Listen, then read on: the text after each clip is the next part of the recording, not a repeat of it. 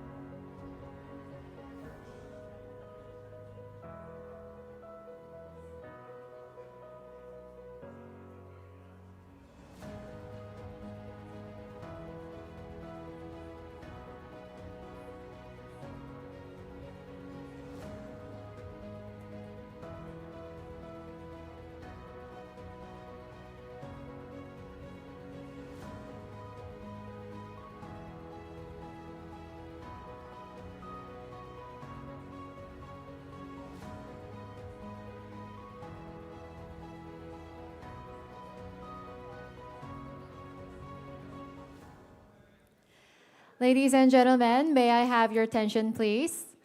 We'll be starting 2025 ICN Cartel workshop very shortly. If you're still standing outside, please make your way inside the venue and please take your seats.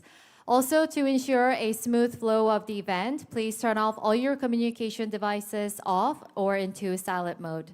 Today, we're providing English-Korean simultaneous interpretation. If you need interpretation, please use the receiver at your seat and please press channel 1 for Korean and channel 2 for English.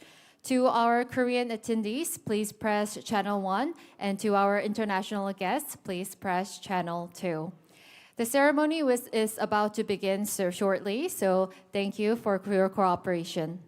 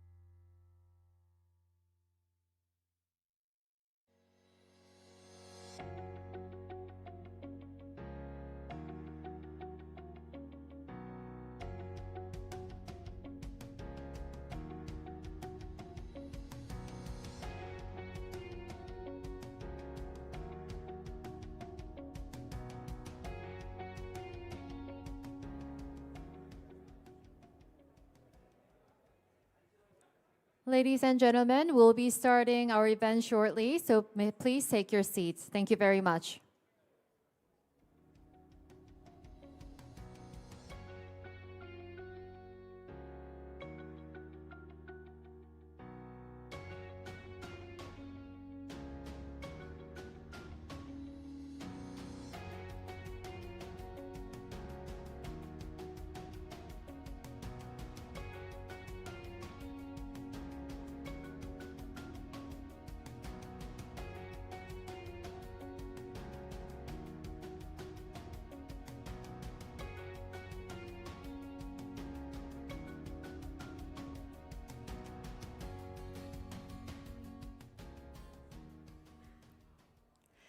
Ladies and gentlemen, good morning and welcome to 2025 ICN Cartel Workshop. My name is Jiho Moon and I'll be your host for today's special event. It is my great pleasure to meet you all.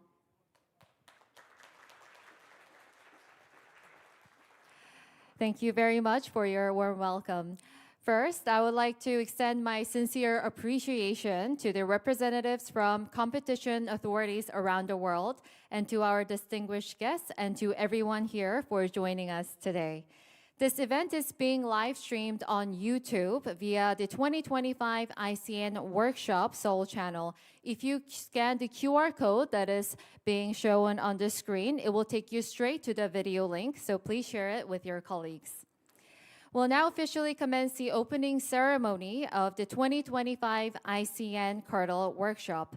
This workshop gathers competition authorities and experts from around the world to discuss the latest trends and innovative approaches in cartel enforcement. In a rapidly evolving digital environment, international cooperation is more than essential than ever to uphold fair and transparent market order. We hope this event will provide a meaningful opportunity to share national experiences and strengthen the global fair competition network. Now, it is my great honor to invite our distinguished speakers to deliver the opening remarks. First, we would like to invite Mr. Byung-gi Ju, Chairperson of the Korea Fair Trade Commission, to deliver his opening remarks. Chairperson Ju is a distinguished economist who has devoted many years to studying fair market systems and social justice. Drawing on his deep academic insight and expertise, he is now leading the Korea Fair Trade Commission with a strong commitment to fostering a fair and transparent business environment in our society. Please join me in welcoming Chairman Ju with a big round of applause.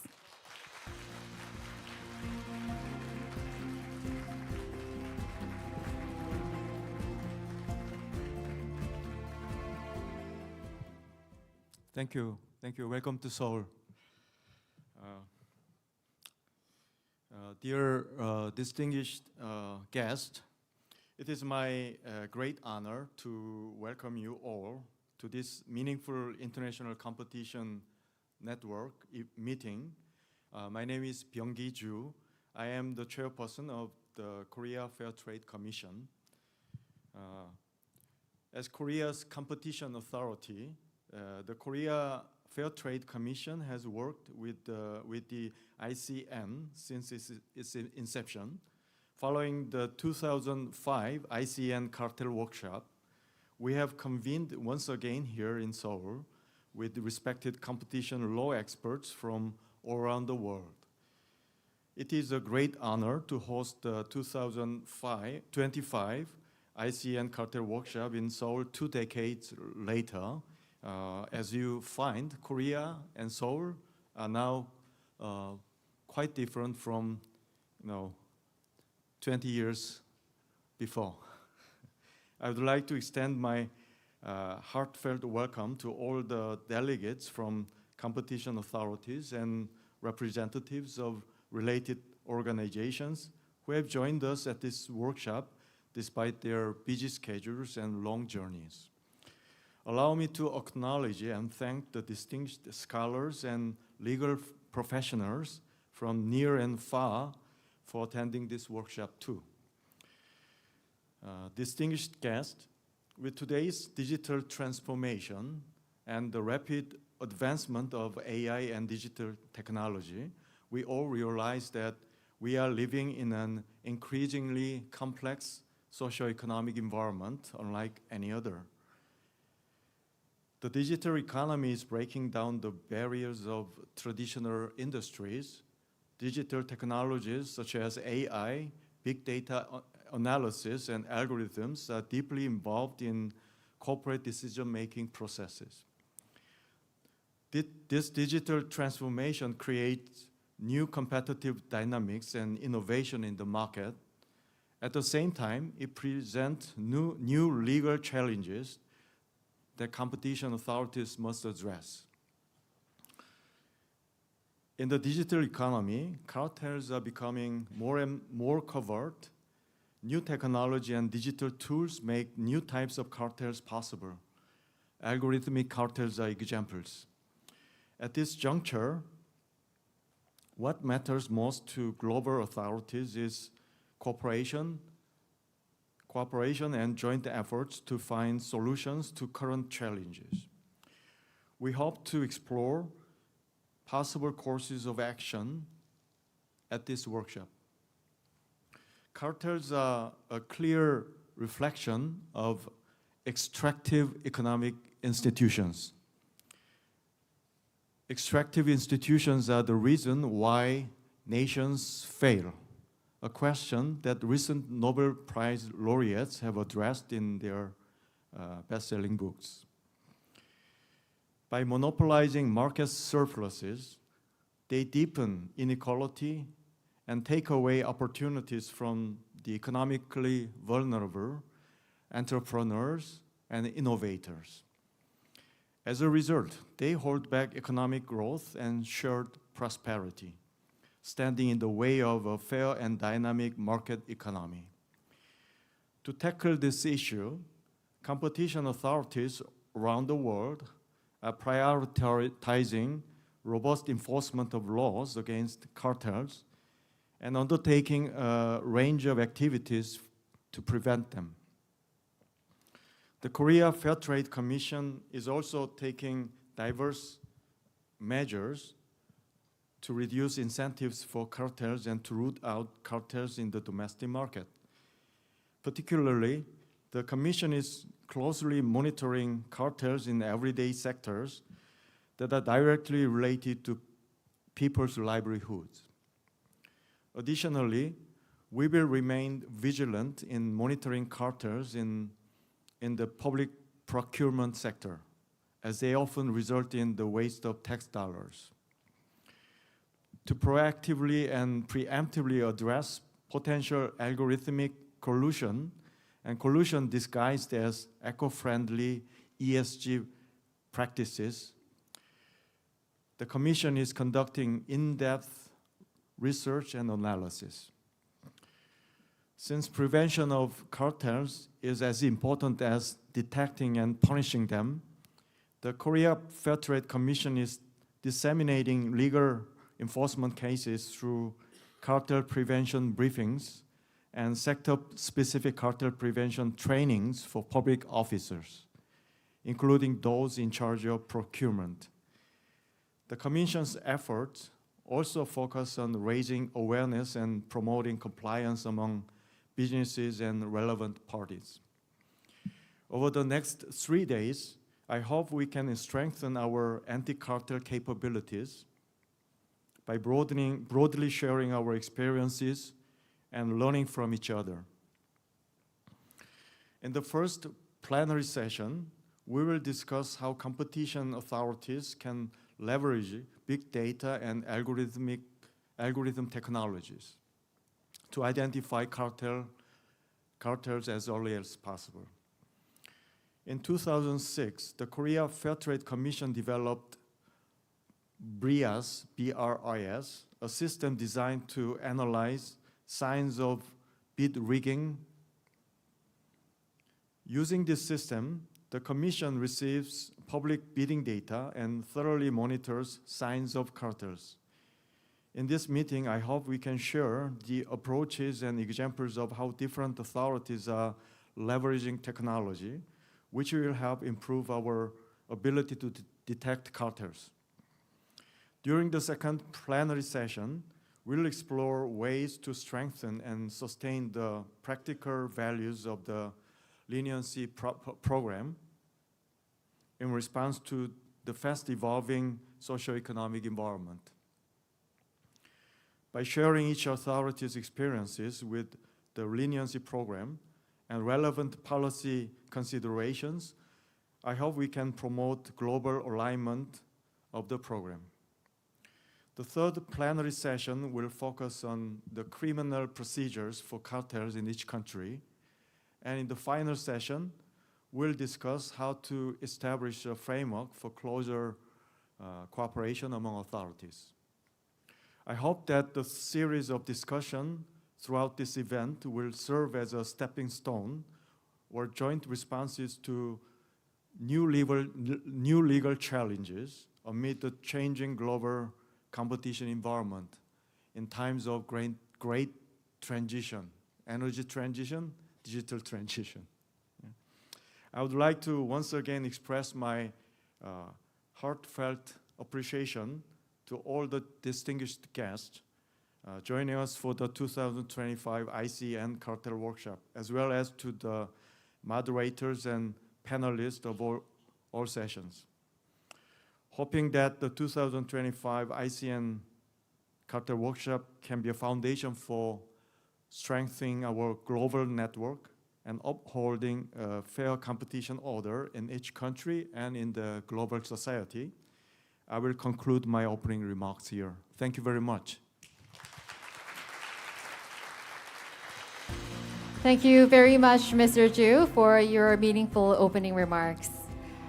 Before I introduce you to next speaker, I want you to let you know one more time that we're today providing simultaneous interpretation. So if you would like to hear interpretation, please use the receiver on your table and please press channel 1 for Korean and channel 2 for English. Next, please welcome Mr. Ji-seok Choi, Deputy Minister for Planning and Coordination of Korean Ministry of Justice, to the podium. Mr. Ji-seok Choi, Deputy Minister, is responsible for the overall administration of the Ministry of Justice, including organizational management and key policy development. We're honored to invite him to deliver his remarks. Please give him a big round of applause.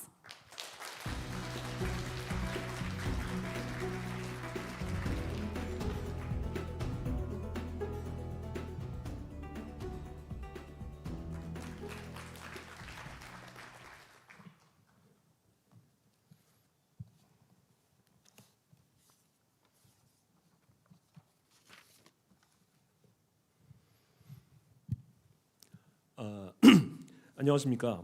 법무부 기획조정실장 최지석이라고 합니다. 오늘 한국에서 처음으로 개최되는 국제경쟁 네트워크 카르텔 워크숍에 참석해 주신 국내외 귀빈 여러분들을 진심으로 환영합니다. 바쁘신 일정에도 불구하고 이번 워크숍을 위해 한국을 방문해 주신 ICN 그랜트 체인버린 카르텔 실무협의회 공동의장님과 의장단 여러분, 그리고 전 세계 각국 경쟁 당국 관계자와 공정거래 담당자 여러분께 깊이 감사드립니다. 아울러 이번 행사의 성공적인 개최를 위해 아낌없이 힘써주신 주병기 공정거래위원장님을 비롯한 공정거래위원회 관계자 여러분과 법무부 관계자 여러분께도 감사의 뜻을 전합니다. 최근 기업들의 글로벌 활동이 확대되고 인공지능 등 첨단 기술이 발전하면서 디지털 플랫폼의 지배력이 강화됨에 따라 국제 공정거래 사건이 급격하게 증가하고 있습니다. 이에 따라 각국 경쟁 당국 간 실질적인 협력과 이를 통한 공정거래 모범 규범 마련과 같은 효과적인 대응이 어느 때보다 중요해졌습니다. 이러한 상황 속에서 이번 ICN 카르텔 워크숍은 각국이 카르텔 분야와 관련된 주요 현안을 논의하고 협력과 제도 개선을 위한 지혜를 모으는 뜻깊은 자리입니다. 한국 법무부와 공정거래위원회는 이번 워크숍을 통해 국제 공정거래 정책 발전에 기여하고 각국 경쟁 당국 간 협력을 한층 더 강화해 나가고자 합니다. 이번 워크숍에서는 전체 회의와 분과 회의 등 19개 세션을 통해 각국의 규제기관 및 집행기관 전문가, 실무가, 학자들이 국제 공정거래의 주요 현안과 카르텔 대응 방안을 심도 있게 논의합니다.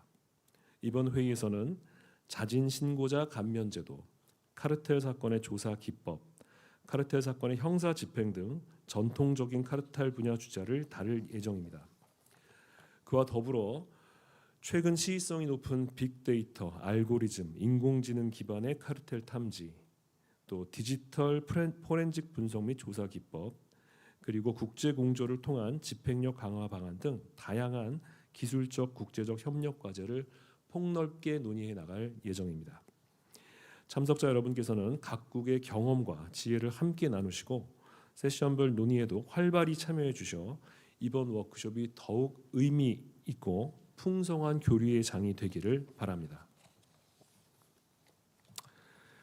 이번 워크숍을 통해 논의된 아이디어와 경험이 각국의 공정거래 정책 발전으로 이어지고 이를 계기로 전 세계 경쟁 당국 간 협력이 한층 더 강화되기를 기대합니다. 나아가 국제적 협력을 바탕으로 공정하고 투명한 경쟁 질서를 확립함으로써 각국의 지속적인 발전과 소비자 권익 향상에 기여하기를 바라겠습니다. 바쁘신 일정에도 ICN 카르텔 워크숍에 함께해 주신 모든 분들께 다시 한번 깊이 감사드리고 이번 행사가 여러분 모두에게 뜻깊은 교류의 시간이 되기를 희망합니다. 감사합니다.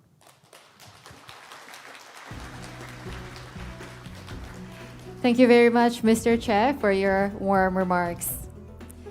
Finally, please welcome Mr. Grant Chamberlain, Head of Cartel Investigation at the New Zealand Commerce Commission. Mr. Chamberlain leads cartel investigation at the Commerce Commission and serves on the leadership of the ICN Cartel Working Group, making significant contributions to cartel policy and institutional reforms. Let's give him a hearty round of applause.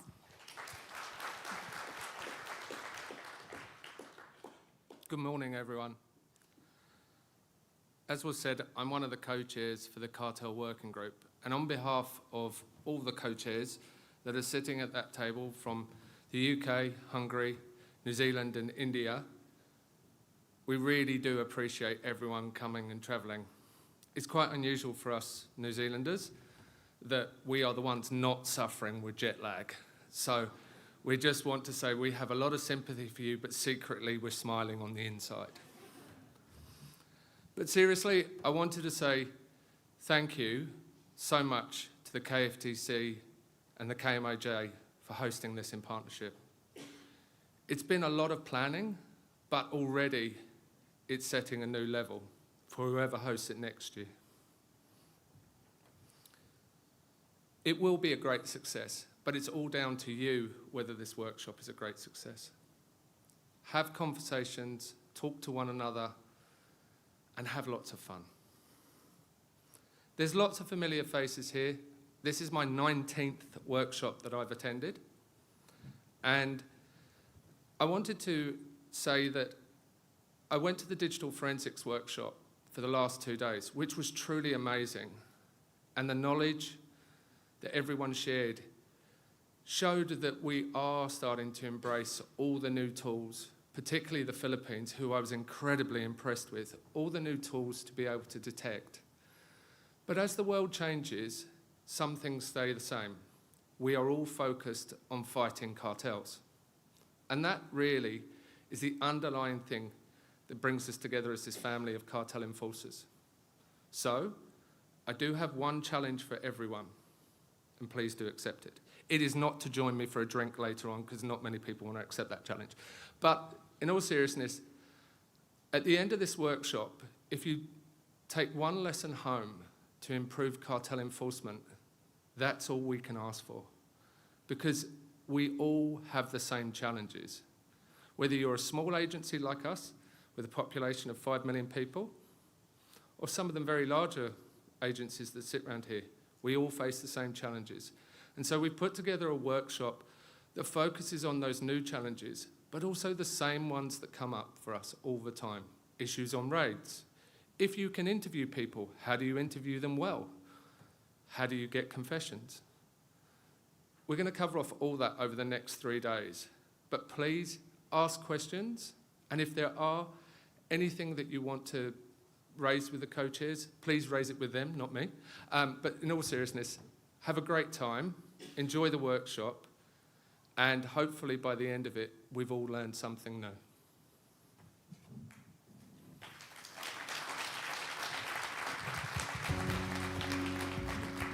Thank you very much, Mr. Chamberlain, for your remarks.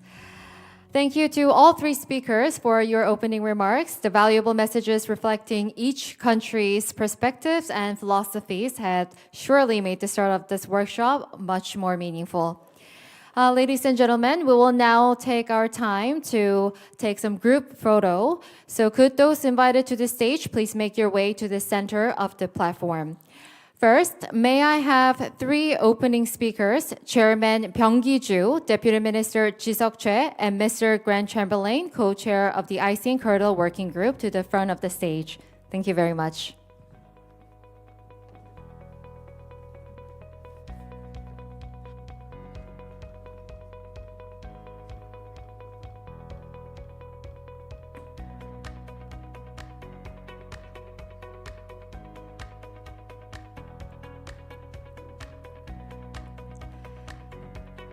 Thank you very much. Please look at the camera in front of you.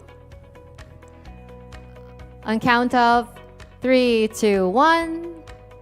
Another one. 3.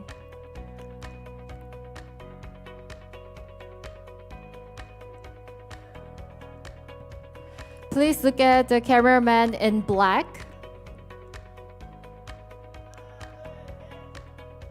Shall we go one more time?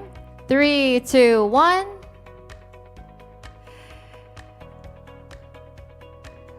Thank you very much. Please remain on the stage. We'll invite more members. Next, the members of the ICN Cartel Working Group leadership, please join for the group photo. Thank you very much.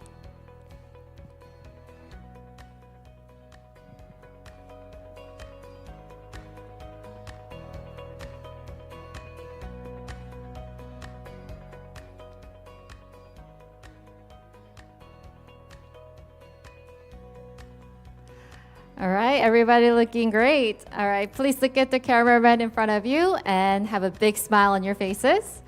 3, 2, 1. Let's go for another one. 3, 2, 1. Thank you very much. Please remain on the stage. We'll also invite representatives from the Ministry of Justice and the Korea Fair Trade Commission who helped organize this event. Please join for the group photo.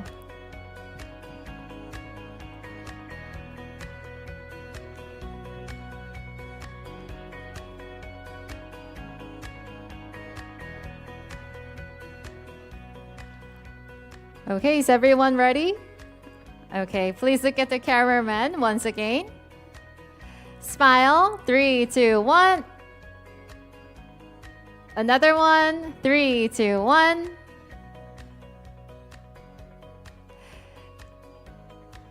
Thank you very much. Thank you very much for joining us for the group photo. You may now go back to your seats. Everyone, please give another big round of applause. What a meaningful day. A photo is a must, right? So this concludes the opening ceremony. We'll now take some moments to get ready for our plenary session. Once the stage is ready, we'll continue with the session. Thank you very much.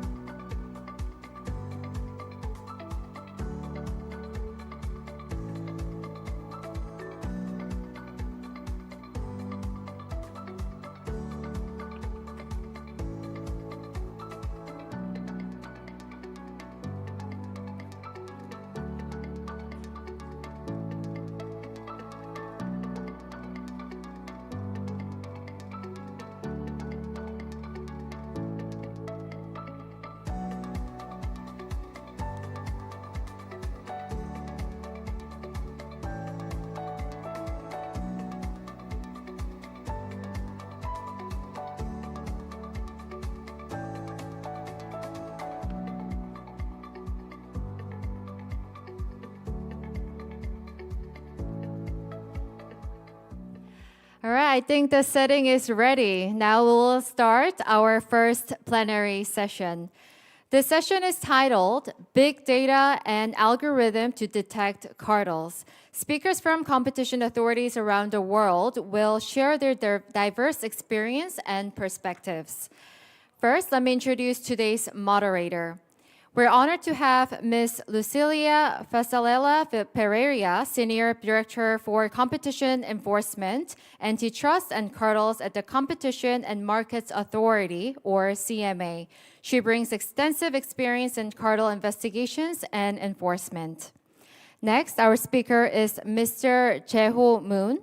He serves as the Director General of the Cartel Investigation Bureau at the Korea Fair Trade Commission, or KFTC, in the Republic of Korea, where he leads data-driven cartel investigation and policy development.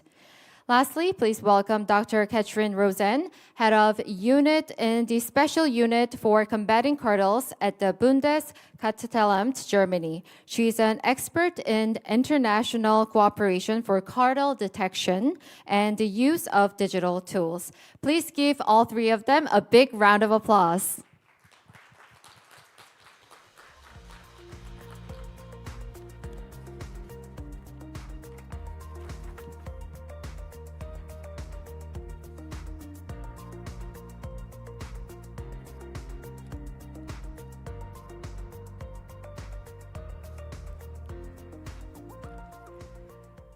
Thank you very much for joining us. And now I will hand over the microphone to our moderator, Ms. Lucilia Falsarella Pereira. Thank you very much. Good morning, everyone. It's a real pleasure to be here today, and welcome to the first plenary session of this Cartels workshop. So yes, it's a great pleasure to be in Seoul. We've been blessed with really lovely weather.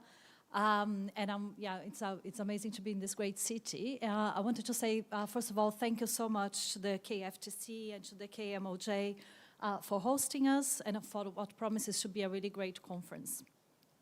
So we'll be covering today two quite hot topics, which are closely linked. So we'll be talking about big data in cartel detection and also about algorithms. And I'm really glad to be speaking about this because at the UK CMA, we have a long history of investing in proactive cartel detection, including through the use of data. And as a result of that, in the CMA, we have been keeping an average of about half of our cases coming from own initiative detection and half of them from leniency. And of course, own detection cases really matters because when we increase the risks that cartelists will get caught by own initiative cases, we are increasing deterrence, but we are also increasing incentives to apply for leniency. So I really believe that, in other words, when you are investing in own initiative cases, you're also reinforcing the leniency regime, which clearly continues to be of central importance to us, and I'm sure it's the same for most authorities across the world. Now, in the past, a lot of the proactive work that we did at the CMA relied on humans, so individuals coming forward to speak to us about their former employers, for example. But more and more now, we are relying and making use of data tools, including more recently artificial intelligence, working very closely with our in-house data scientists and AI experts. And I'm really glad that we are, this year we brought for the first time our data science here, Nikki, to join us in the workshop as well, which just shows how the close partnership that we have. So big data is definitely becoming an increasingly important part of our proactive detection toolkit in the UK. And I know that many agencies across the globe are moving also in the same direction. So what I'll do now is I'll just quickly outline the plan for the session. So we are going to be discussing first how our agencies are using data screening tools to detect bid rigging in public sector procurement specifically.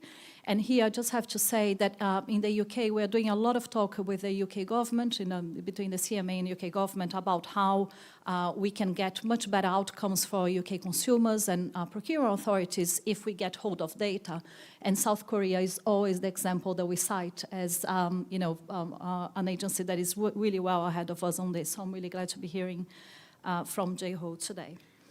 We'll then move on to the challenges that we face in the fight against bid rigging, and specifically in relation to the access to data and working with that data and how we can overcome them.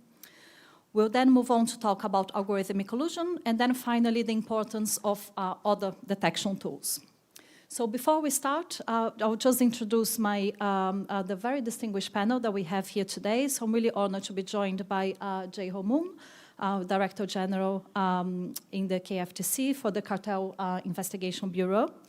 And then Katrin Rosen, who is head of unit for the Special Unit for Combating Cartels at the German BKA. And both Jae-ho and Katrin, they lead teams that have been doing some really interesting work in this area. So I'm really looking forward to hearing from both of you today. So the first thing we will be talking about is data screening tools. And I'll start with Jae-ho. So I understand that the KFTC operates a system that collects and analyzes a substantial amount of bidding information. So to start, if you could just tell us about how the system works, and in particular, how then the bid information that you collect and is assessed through the system is used to detect bid rigging. Thank you, Rosalia. The KFTC operates a data management system called BRIAS. BRIAS stands for Bid Rigging Indicator Analysis System. BRIAS is a database system designed to integrate information on public tender from public institutions and generate statistics. In principle, with some exceptions, all public tenders are required to be conducted through competitive bidding in Korea. So the BRIAS system collects and analyzes information on competitive bidding, which is conducted for the public procurement. It has been in operation since 2006. Currently, BRIAS collects bidding data from 16 bidding platforms used by 1,042 public institutions, and in the year 2024 alone, it gathered approximately 47,000 bidding records. The KFTC utilizes BRIAS to figure out bids with a high probability of collusion and to gather legal ground to initiate investigation on a bid rigging case. The system is designed to identify and show patterns that suggest possible cartel activities after analyzing the collected data.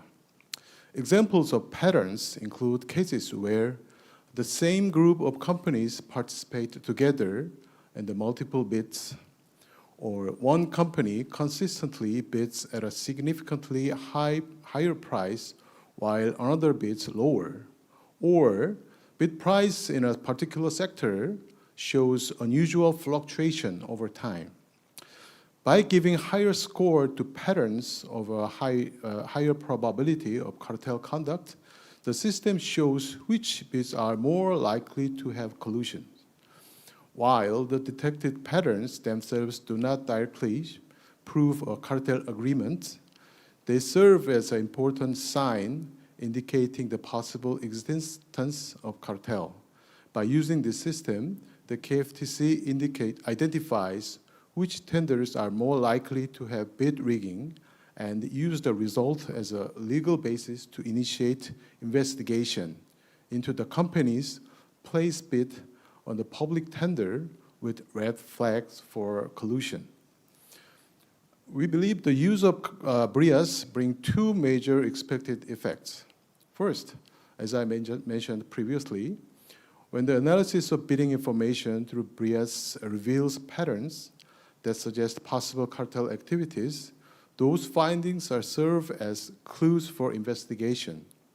Second, BRIAS helps prevent bid rigging activities. It sends a clear signal to companies that their bidding information is constantly monitored and that any cartel conduct could be detected and investigated at any time, and therefore a deterrence effect. In this sense, BRIAS is like a surveillance camera that monitors the road rather than a radar speed gun that detects catch speed violation. So based on the clues of cartel conduct, the KFTC constantly conducts investigation each year. A recent case is the inorganic coagulant. It's very hard to pronounce for me. Sorry. Bid rigging case. Inorganic coagulant are substances added during water waste treatment to aggregate suspended solids. The investigation began in 2023. According to the BRIAS analysis, the two companies took turns winning 10 out of 12 bids over a 3-year period. And in most of those tenders, only the two companies participated. The average bidding ratio was about 95.5%, which is unusually high and therefore indicates a strong likelihood of bid rigging. So the investigation conducted on the two companies, which confirms that by phone, they had agreed on the bid price and the designated winner in 31 tenders for over 4 years. As a result, the KFTC issued corrective measures and imposed a fine of 390 million Korean won in December 2024. Thank you. Thank you very much. And turning to now, Katrin, if you could tell us about the Germany's experience with screening tool to detect bid rigging. Thank you very much, Lucilia. Yes, the Bundeskartellamt also applies screening methods in the area of bid rigging in appropriate cases. So where there are first indications of bid rigging, the Bundeskartellamt may request data and then carries out economic screening of bidding behavior. In these cases, economists at the Bundeskartellamt examined and analyzed the data in detail, and the competent courts found that an initial suspicion existed and issued the requested search warrants for further ongoing investigations. Within the EU, we are in close exchange in terms of screening with the other competition authorities and the European Competition Network, ICN, which we consider highly valuable. Competition authorities share their experiences on screening cases and screening tools within the ECN. At the moment, we are cooperating particularly closely with the Danish Competition and Consumer Authority, DCCA, which developed a screening tool called BidViewer.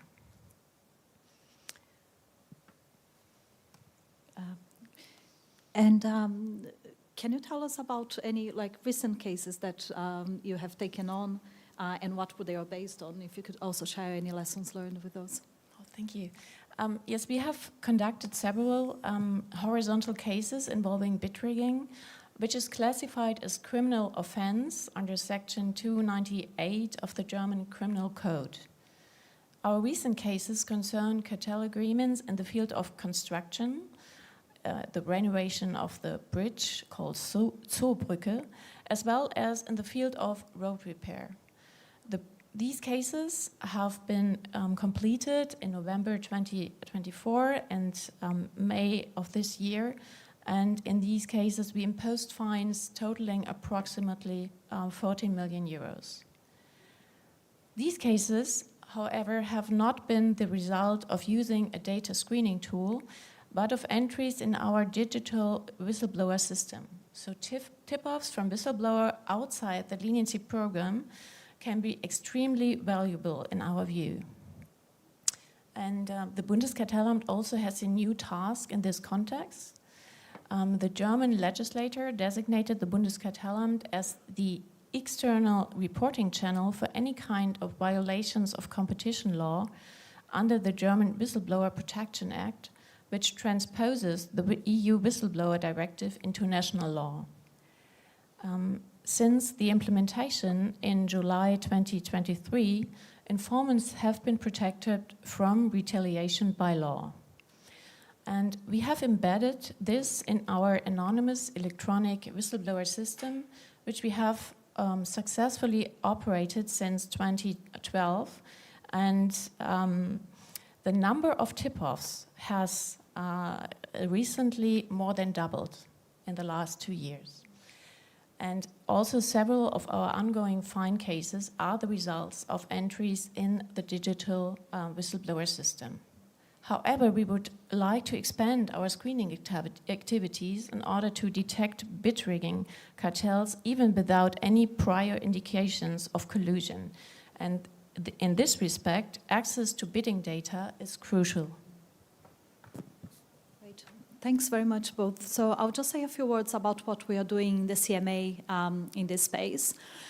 So for a number of years now, we've been working really closely with public sector procurers to help them design processes that reduce the risk of collusion, but also to train them to spot red flags in bidding data. And we've been keeping track of that engagement, and we believe that so far we've reached about 80,000 public sector officials through these efforts. So these are people who have been exposed to our outreach efforts and training courses and so on. And as a result of this, we are really seeing a growing number of approaches by procurers to the CMA regarding suspicious bid rigging activities, so the investment that is paying off.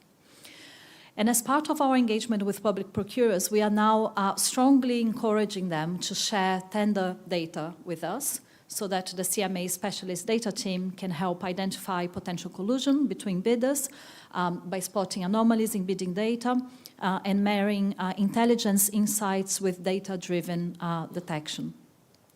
And this is a point I really like to highlight here, and I think it picks up on something you said also, Katrin, that using data as a detection tool is not something that you need necessarily to do exclusively or to the exclusion of other methods of detection, including human intelligence sources.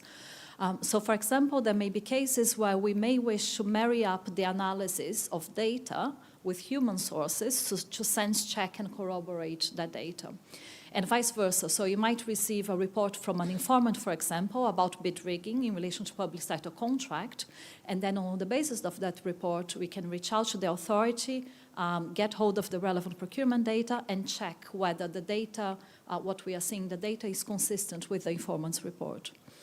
And we think that depending on the circumstances, depending on how good your reporting by the informant or the data independently are, when you put them together, as an authority, you may be in a much better position to get search warrants, for example, than if you're just relying on one source of information.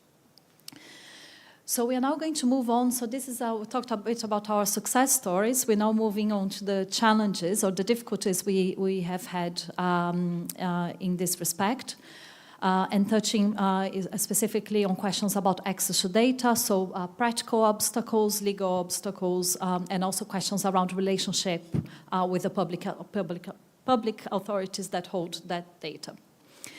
So I'll start with you, Katrin, now. If you can tell us about what are the current requirements for gaining access to data in Germany? So by now, we are legally empowered to request tender documents and tender data from public contracting authorities where an initial suspicion for an infringement exists. An initial suspicion is to be affirmed when there are concrete indications that a specific tender may have been affected by conduct constituting a violation of the cartel prohibition.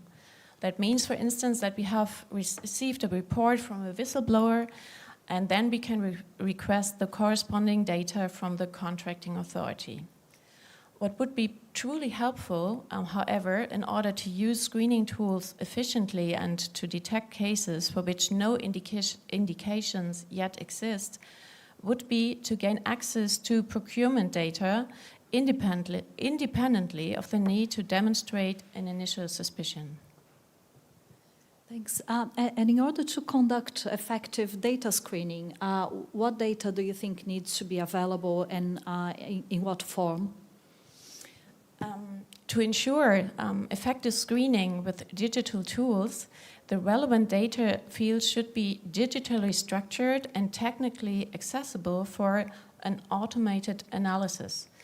And in this respect, it is essential that digital procurement systems not only record the bid that ultimately wins the contract, but also the bids submitted by the other tenderers who were not awarded, who not awarded the contract.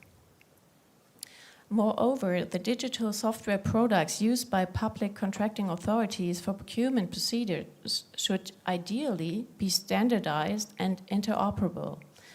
This would allow screening tools to process procurement data more efficiently and to identify potential irregularities across different platforms in a consistent manner.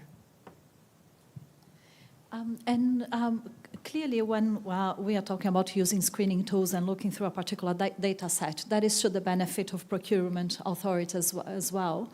But I think experience of at least some of us is that it's not always easy to get cooperation from them. What do you think is the best way of achieving effective cooperation between competition authorities and procurement bodies? I think one thing you also mentioned is to train them and inform them about competition law in order to help them to detect possible infringement. And I also think and I also believe that public contracting authorities might also benefit from a certain standardization of key data fields and the use of screening tools. So in order to overcome the obstacles, legislative provisions would be desirable so that competition authorities can gain access to the public procurement data independently from prior indications to an infringement. And this in order to benefit both sides, the contracting authorities as well as the competition authorities. It is essential that the contracting authorities still can carry out their procurement procedures efficiently and without unnecessary constraints, but screening tools could help them to identify irregularities even at an early stage, and so that contracting authorities during the procurement procedures as well as competition authorities could detect a possible cartel and, where appropriate, initiate investigative measures. And in this respect, it is very important that public contracting authorities and the competition authorities work closely together when screening tools are applied, ensuring mutual report and a prompt flow of relevant information. Thank you. And turning to you now, Jae-ho, as I said, at the CMA, we're extremely envious of the data screening program that you have here in Korea, but I know that even you face challenges as well. So if you could tell us a bit about the practical limitations on the data that can be collected, whether there are any legal limitations, and if you could also could tell us a bit about how you cooperate with institutions involved in data collection. Okay.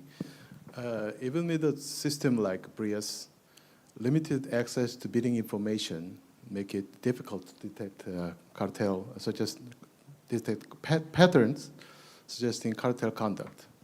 Therefore, to enhance analytical accuracy and make greater use of the system, collecting a large amount of bidding information is the most critical factor. The KFTC has made continuous effort to collect more bidding information. Initially, in 2006, it began by gathering bidding information on construction projects worth over 5 billion Korean won and goods or service contract worth over 2.5 billion Korean won conducted through the public procurement service, so just only one public bidding information and bidding platform. But currently, the KFTC collect data on construction projects worth over 5 billion Korean won, which is the same as before, and the goods or service contract worth over 1 billion Korean won, which is threshold is lowered, and through 16 connected systems that encompasses a broader range of procurement platforms. In other words, the scope of both institutions subject to data collection and the bidding amount has been significantly expanded. The KFTC collected around 47,000 bidding records in 2024 The growing volume of bidding information will serve as a foundation for more sophisticated analysis. In addition, the KFTC is conducting research to find ways to enhance analytical accuracy. Through these efforts, the KFTC expects to better identify cartel clues in public procurement bidding. Also, for the legal limitation on data collection, because bidding information can be sensitive business information for a private company which participates in public tenders. So the operation of BRIAS is prescribed by the statute, the Monopoly Regulation and the Fair Trade Act, which is the competition law in Korea. In addition, the enforcement decree of the law specifies in detail the scope of institution from which the KFTC may request bidding information, the minimum contract amount subject to data provision, and the range of bidding information that may be collected. To collect more bidding information, the KFTC has made efforts such as amending relevant laws and signing agreement with public institutions. In 2006, only the Public Procurement Service sending bidding data to the KFTC. But in 2009, 11 public institutions using its own electronic procurement system were added, and in 2021, 3 more institutions were connected, and finally, in 2024, the KFTC amended the law to significantly expand the scope of institutions providing bidding information. As a result, the KFTC currently collects bidding data from 1,042 procurement agencies through 16 bidding systems. And finally, the ways to cooperate with other institutions involving data collection. As mentioned earlier, the KFTC has been making efforts to expand the range of institutions and provide bidding information. However, since providing each information requires upgrades in electronic bidding system, active cooperation from the procurement agency is essential. For this, the KFTC has been constantly consulting with public institutions to establish system connections. The KFTC has held consultative meetings twice a year with institutions that provide data to BRIAS to share how the system is being used and to discuss measures to prevent bid rigging. This year, on July 2nd, the 23rd meeting was held. Through those meetings, the KFTC encourages procuring agencies to take active measures to reduce bid rigging. Firstly, procuring agencies need to raise awareness among participating companies about the risk of bid rigging, because those agencies are in frequent contact with companies. Having the procurement agencies remind companies to avoid bid rigging may be a better effective approach than just relying on the system. Moreover, if procuring agencies choose a bidding method that facilitates collusion, the likelihood of bid rigging increases. For example, if the agency set a bidding condition favorable to a specific company, other companies may give up competing and participate as a cover bidder in exchange for monetary gain from the company. Therefore, the KFTC has asked the procuring agencies to be mindful when designing bid processes. Thank you. Thank you very much. And just to say, I think our experience chimes with yours, even though it's much more limited. But clearly, access to data has been, a key challenge. And when we get results is when we get hold of that. So in the UK, even though we now have a new centralized database for winning bids, that's a very new development. So we don't have benefit of that historical data. But unfortunately, procurement authorities, they are still not legally required to keep records of losing bids. So that's a key, of course, shortcoming with the legislation. And we are working to address this in several fronts. So, for example, we're engaging directly with several public procurement bodies to persuade them of the benefits of releasing the data to the CMA for screening. Obviously, this can have a considerable cost for them, both in terms of administrative time for people involved in getting the data and giving to us, but there can be costs involved as well, right? So if the data is stored, you have to pay for data to be released and so on. So we are working our way through to try to unblock those concerns almost on a kind of authority by authority way. We are also investing in improving our ability to extract the data in a more efficient and effective way. So obviously, the more we can make the process more painless and more scalable, that's really useful both for us, but also when we engage with procurement authorities, then we can offer a more attractive proposition as well that, it's going to be easy to engage with us.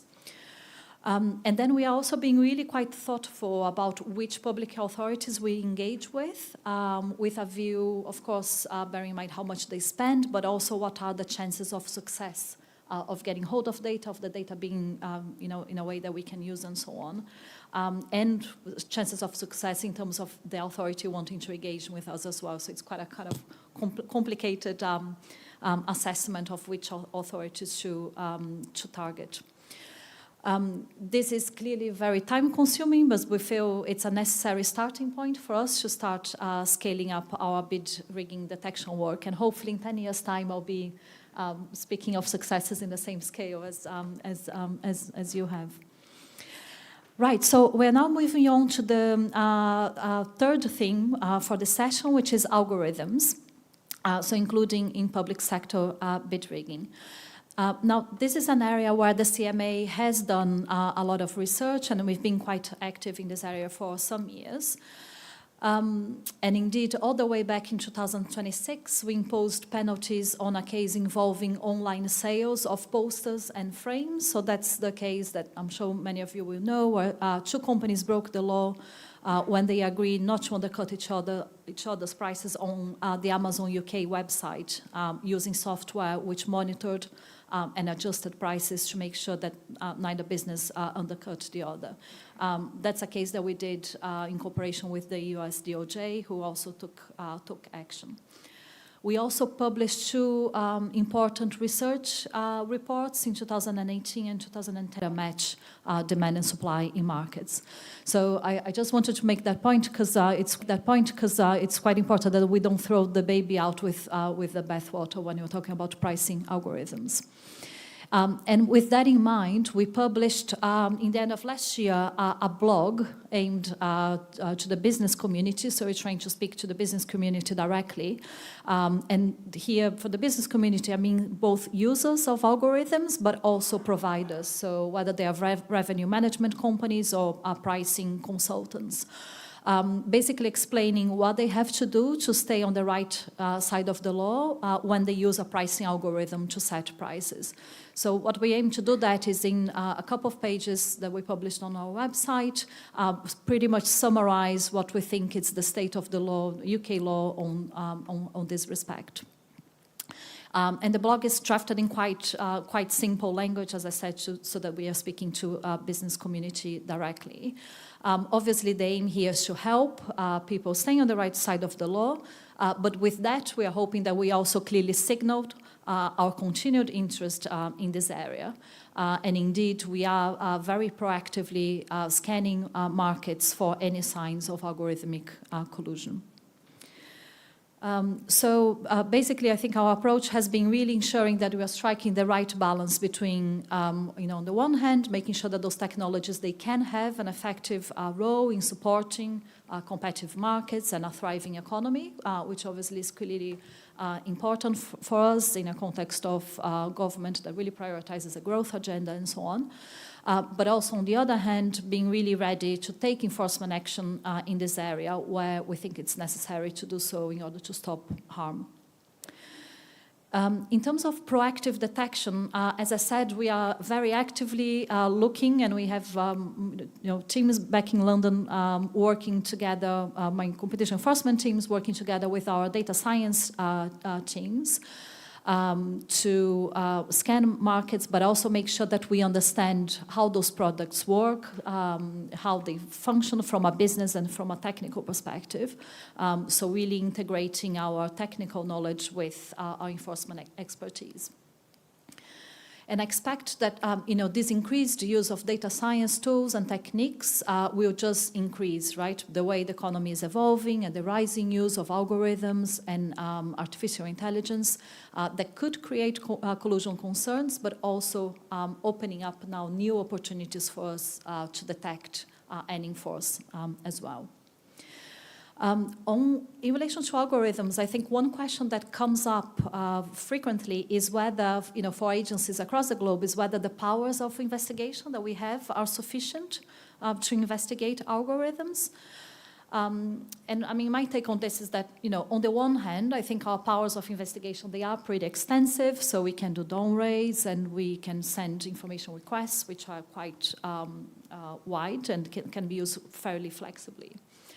On the other hand, in the UK, in the context of digital markets regime, when the new legislation was passed creating the Digital Markets Unit in the CMA, it gave the DMU the power to investigate an algorithm when it's used by a platform that is designated with strategic market status, which includes things, for example, that they can require the algorithm to do some live testing and for the authority to see the results.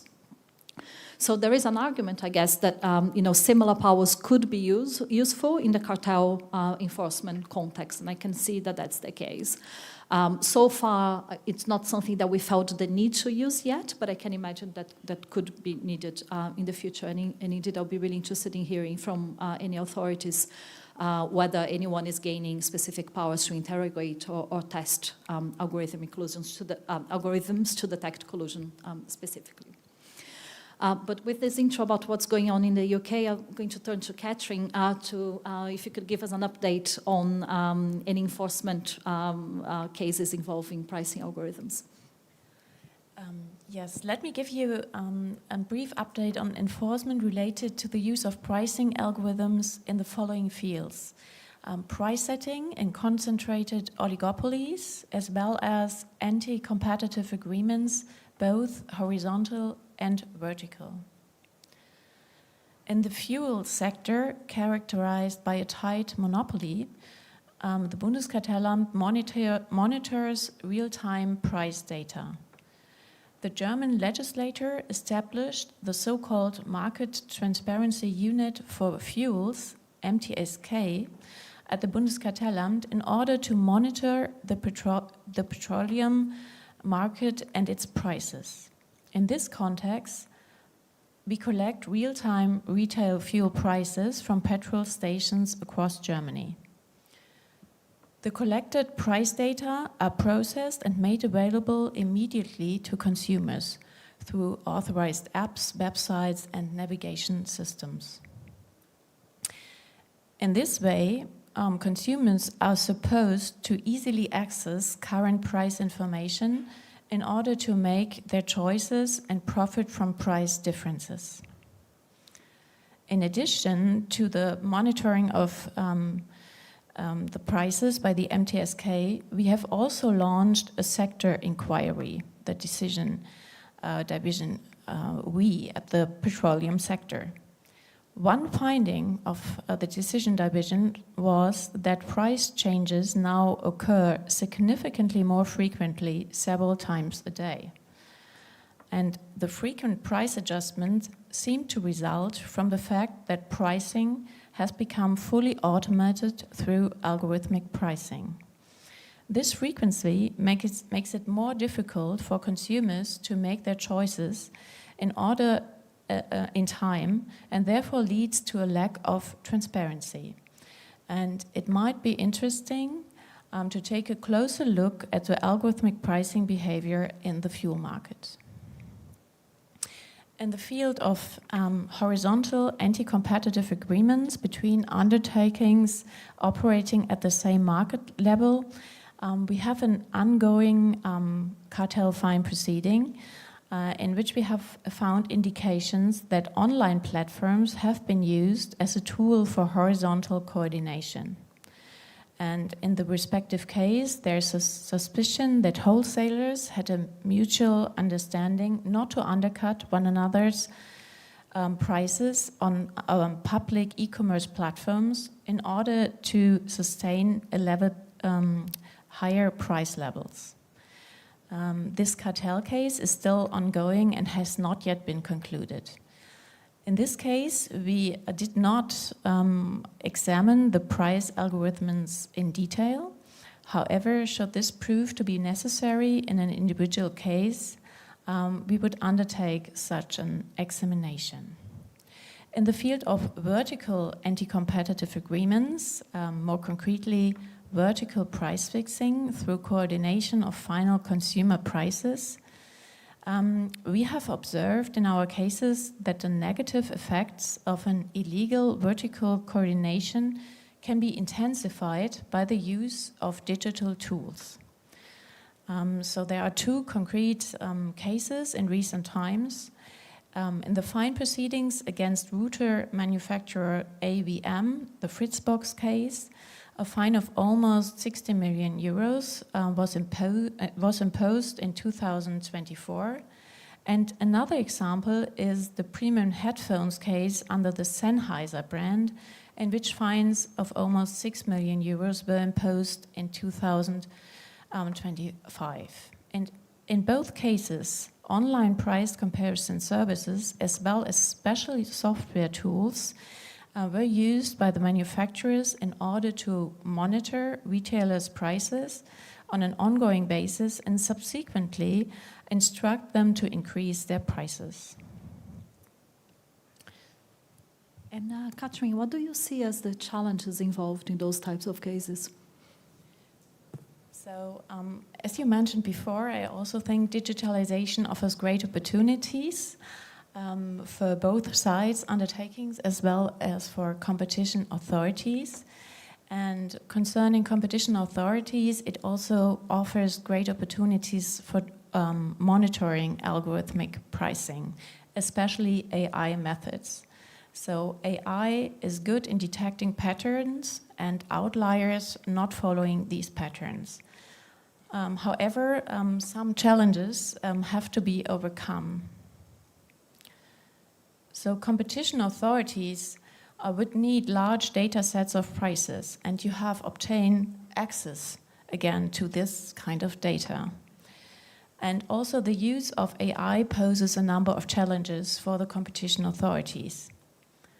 Data protection issues must be solved, especially when confidential data is used, and in this respect, where AI can be hosted. What is needed are secure solutions which are in line with data protection law and in which digital sovereignty is guaranteed and every system decision is explainable and re-auditable.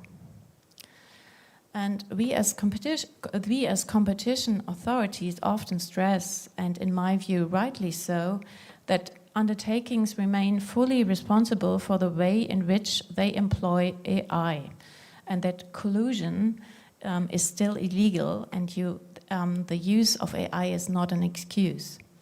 But at the same time, when competition authorities themselves rely on AI, they must likewise ensure the accuracy and reliability of the results and must carry out appropriate verification and validation. And it must be avoided that the AI flattens us and hereby misleads us, or that black boxes arise. And I think if we manage to overcome these problems and challenges, it will be certainly a possibility to use AI in order to detect some cartel cases effectively. Thank you. And turning to you now, Jae-ho, if you could tell us a bit about how Korea is preparing to tackle algorithmic collusion and whether you have had any actual investigations so far. Okay, thank you. Fortunately, Korea has not yet concluded action against any case of algorithmic collusion. However, as companies use various types of algorithm in their operation, algorithmic collusion would soon become an issue. So in response to this, the KFTC is conducting research on the issues related to the algorithmic collusion.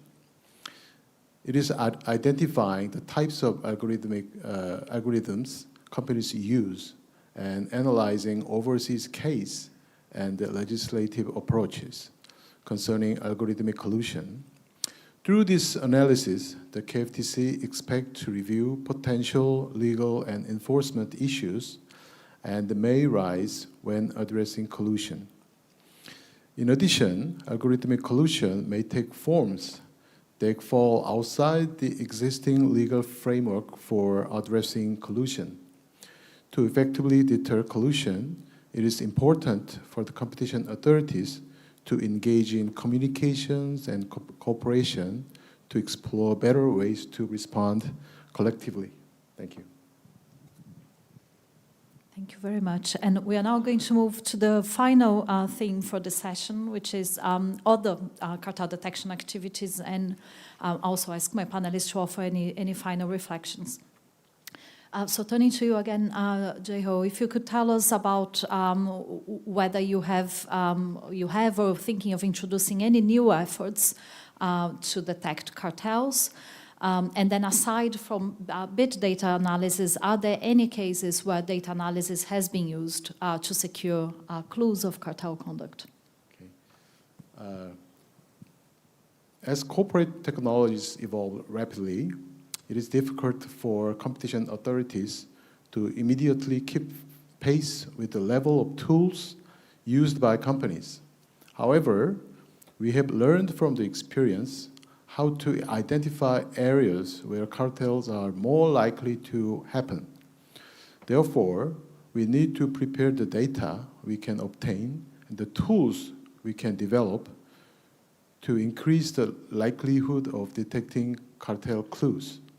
In Korea, the government has laid out a vision to become an AI powerhouse and is working to build an AI-driven government.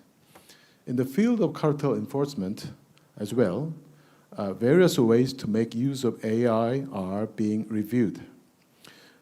Currently, the KFTC is reviewing plans to build a big data analysis platform in relation to BRIAS. Once the platform is established, it is expected to enable us to extract and use specific data from the collected information. If data scientists take charge of this work, it would lead to better results, and the KFTC is making effort to secure qualified data scientists. The KFTC is also considering ways to use AI to analyze past decisions and cases.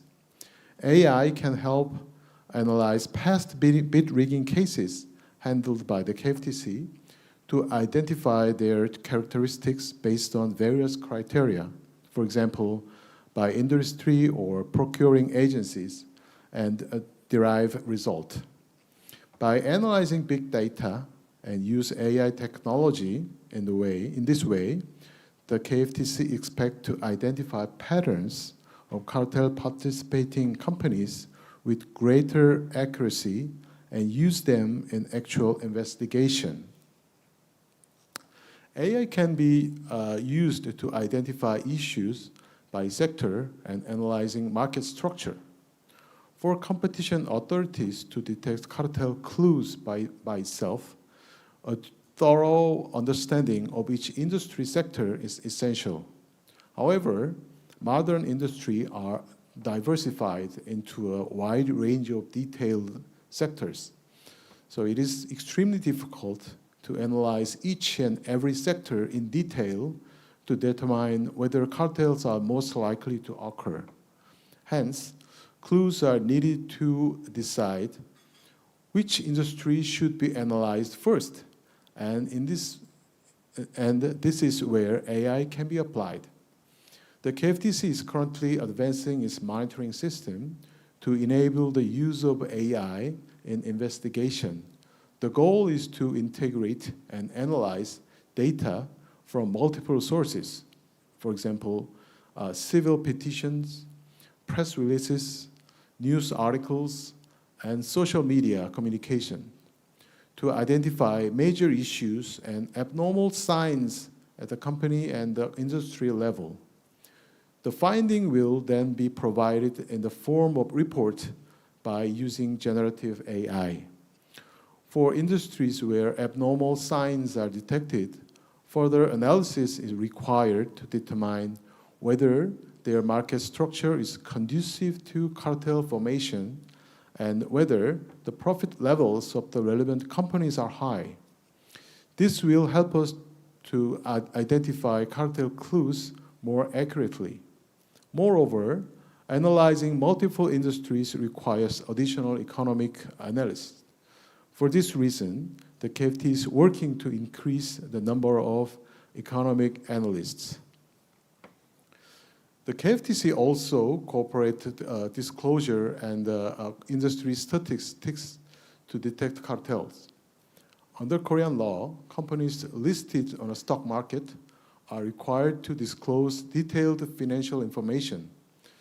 Since firms holding monopolistic or dominant position in specific sector are often listed, it is relatively easy to obtain detailed information about them.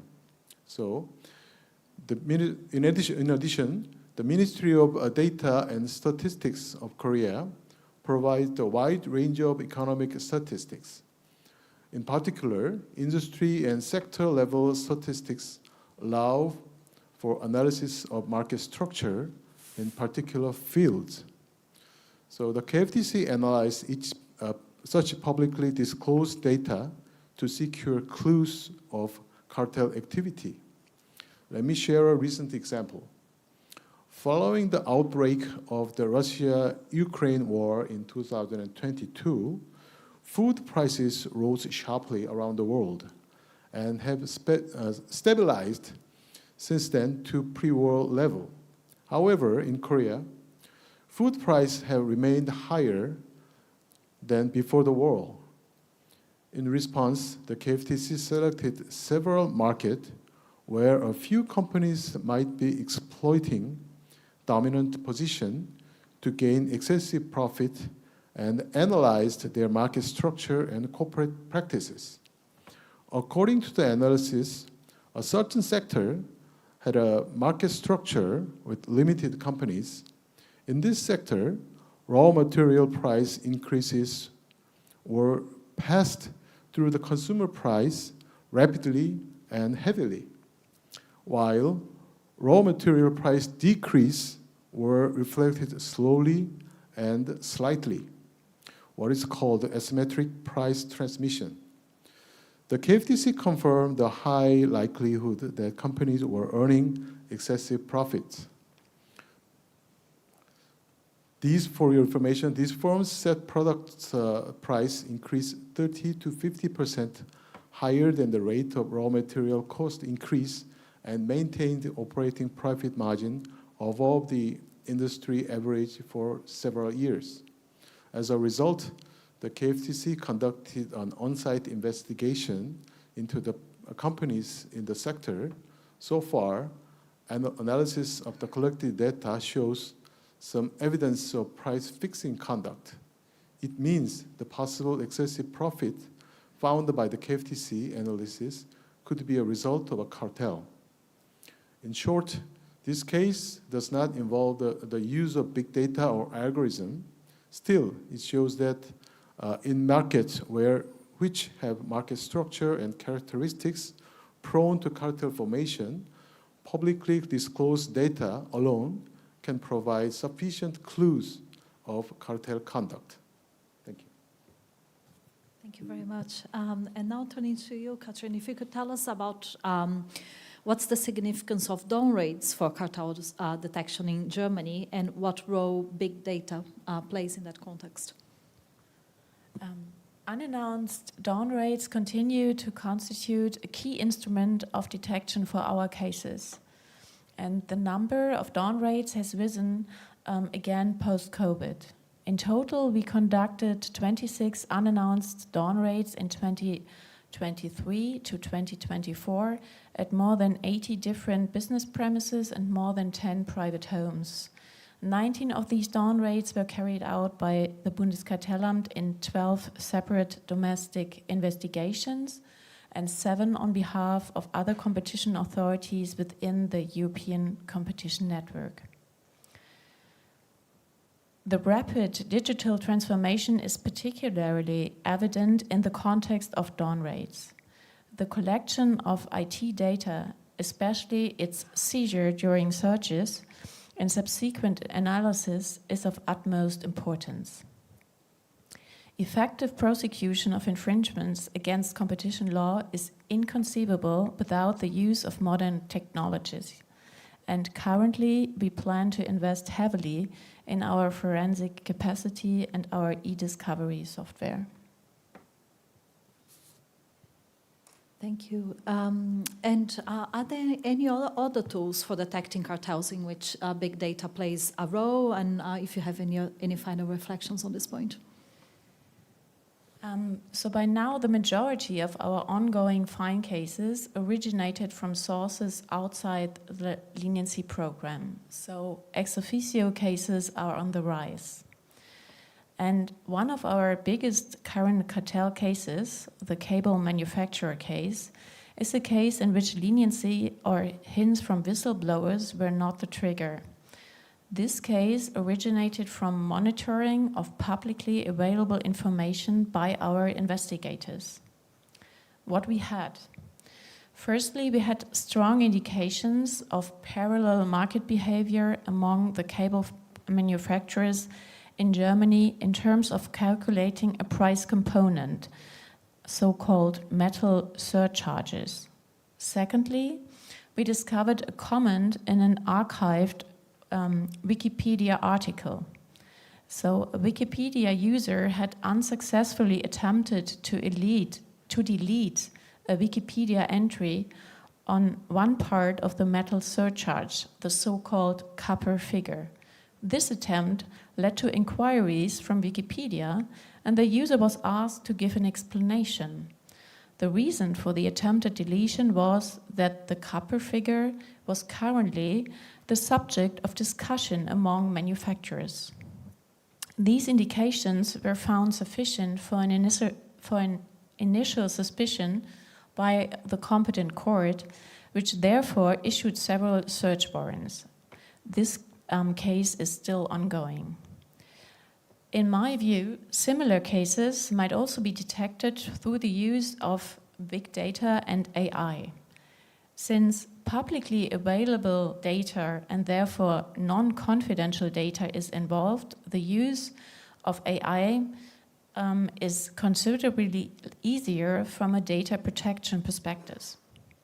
For example, AI could be employed to systematically search for specific statements made online by undertakings or trade associations. Thank you both very much. So from me, I think my final reflection is that, from my perspective, while we see the role of big data and data science that's now extremely important in the fight against cartels, I also think that some of the more traditional methods for detecting cartels remain relevant and will remain relevant. So if I start with leniency, so with all the investment that we make on own initiative detection and how proud we are of our statistics on having a good chunk of our cases coming from own initiative, we really shouldn't forget that leniency still plays a key role in cartel detection. At the CMA, we published last month our revised leniency guidance, which is a project we've been working on for some time now. And the key change we have introduced is to increase the gap between the first to come in when the CMA hasn't got an investigation yet and the others.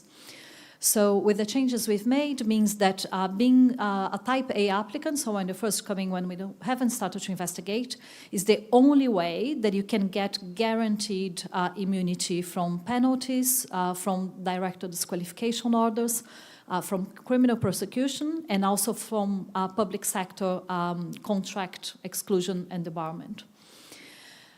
So for us, it's really important that we keep that real incentive for companies to come in and not to wait until we start an investigation and then come in. And indeed, we have seen an example in which this has happened in one of our cases, and we really are quite keen to change that behavior. Another change we made in our guidance is that we have updated and extended the list of the types of conduct that are eligible for leniency. So it remains the case that it's only cartel behavior that is eligible for leniency, although in the UK that also includes RPM. But we have included a long list of specific types of conducts that reflect our practice in the past, so conducts that we have given leniency in the past, but also types of conducts that in the future we would be accepting leniency applications. And this could include, for example, algorithmic pricing collusion, for example, in a hub and spoke scenario. So now we are making it clear that we would be willing to accept those. So I talked about leniency, and then going back to the my favorite detection tool, which is humans. So all this talk about big data and artificial intelligence, but humans will always remain really important. And those people who take the step to come forward and report a cartel to us, whether it's because they are disgruntled ex-employee that hates their boss and want to come to us, but actually lots of people, we know that they just want to do the right thing and blow the whistle. They are incredibly important. And to incentivize people to come forward, we have had now for a number of years an informant rewards program that allows us to pay make a financial payment to individuals who provide information that leads to the detection and investigation of a cartel. And we have recently increased the maximum reward that we can pay from £100,000 to £250,000. And the fact that we have increased this figure reflects the fact that we see this as a really beneficial tool in our toolkit in the fight against cartels. In addition to financial rewards, and I think this is something you spoke about as well, Catherine, we are really mindful, as I said, for lots of people, taking that step to come forward is a really big step. And we give lots of assurances to people that when they decide to come forward, we are able to protect the confidentiality of the information, of their identity, if that's what they want us to do. So, for example, we have a policy of not using information that we received from informants as evidence in cases, as a way of protecting their identity. So our usual practice is to use that information, if necessary, to get search warrants and get on raids and then kick off the investigation and then obtain fresh evidence. But just to say, leniency and humans is still really important, but now big data increasing its importance as well. And we believe that taking this multi-pronged approach, by taking this multi-pronged approach, we are much better equipped to take on the fight against cartels. So I think this is what we had prepared. We are going to be joined today by our colleagues from the US DOJ, but unfortunately they were not able to come to Seoul because of the US government shutdown. So we have a bit more time left than we had planned. So we do have time for questions, and I'm sure Penna will be very happy to take them if there are any.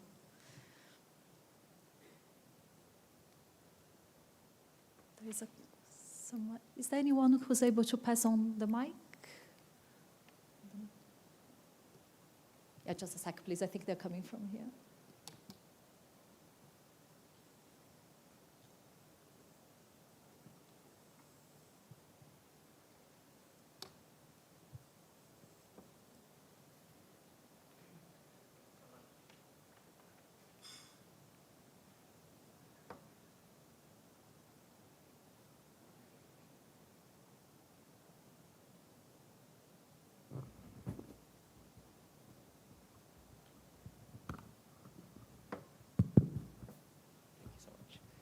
Thank you so much. Harsha Nathrali from the Australian Competition and Consumer Commission. My question is to the Director General of the KFTC. Again, I think I speak for most of the agencies to say we would love to be in a position to have access to 1,042 procurement agencies' data.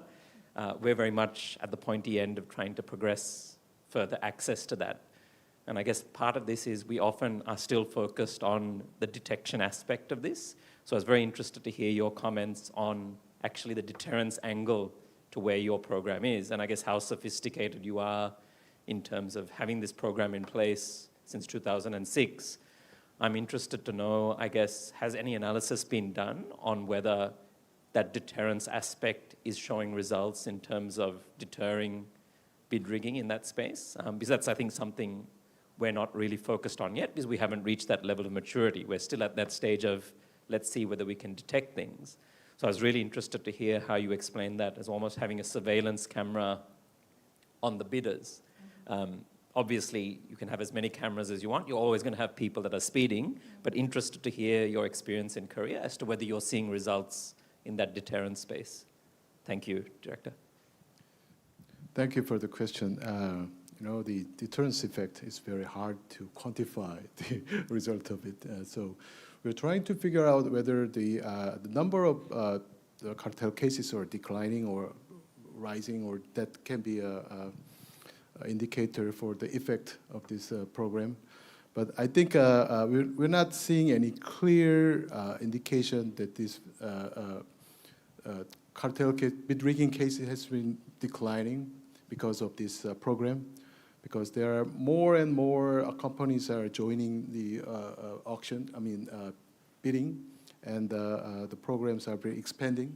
The number of biddings are increasing, and the number of companies to participate, the bidding is increasing. So it's now all the area, size of the area is increasing. So it's very hard to show the declining of the cartel cases on this issue, but we will keep trying to find the actual result, good result of this program. Thank you. If I just could add to that, I mean, that's one topic that we are extremely interested in at the CMA, the whole question of measuring the deterrence impact of our work generally, but then looking then specifically in terms of collusion as well, what impact it may have, and indeed, if anyone has any positive experiences or ideas on that, we'd be really interested to hear. Yeah, good question. Thank you.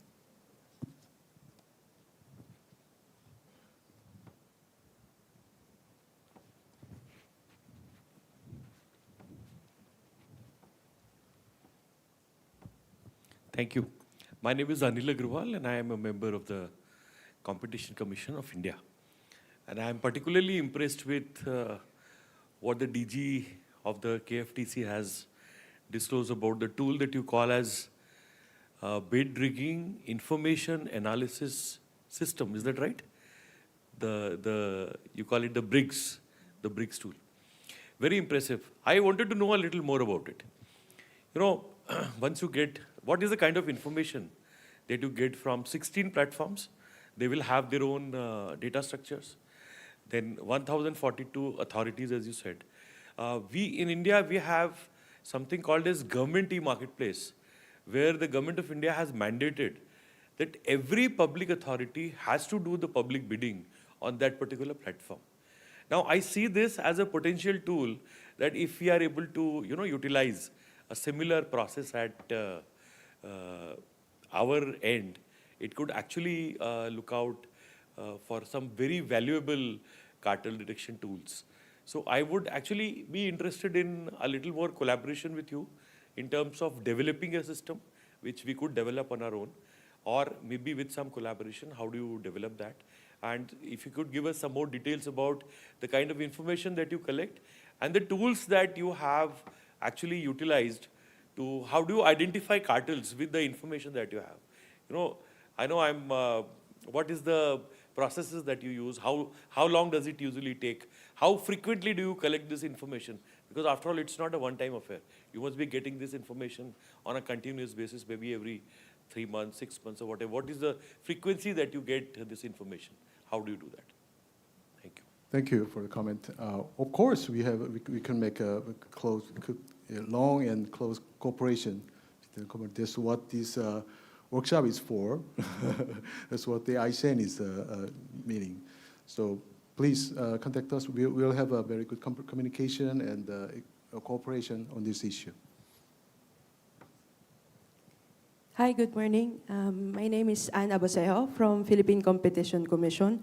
So I have two questions, one for Director Jae Hong. So yeah, we're very familiar with BRIAS because we use BRIAS as a benchmark. In the Philippines, we already developed a system for bid rigging tool as well. It's called Burst, if you heard it. So yeah, my question is, yeah, we're in the effort of integrating the bid or the bid rigging tool detection to the other Philippine government agency and other private companies. So what are your thoughts and advice for us on how we can effectively, persuade other companies and government agencies to cooperate with us? Because, the data is very challenging for them to, cooperate with us. And my second question for Catherine Rosin. So I heard that you have like a digital whistleblower system. So we also have like an e-complaint system in the Philippines wherein the public can just submit online with their complaints and queries or whatever activities that they want to report in regards to the competition law. So my question is, what technologies do you use for this one, and what are the features of the system? For us, we use like Microsoft Forms. It's available in our website, and the complainant gets updates with their emails, and we require them to submit some evidence online to this platform. So I would like to know how can the public in your country submit and get updates with the report they submitted to the platform. Thank you.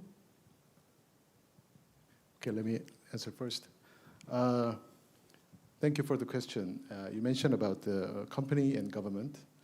For the private company, it's very hard. They're private companies, they're doing their own jobs and their own money, they're spending their own money, so it's very hard to persuade them to join this kind of program.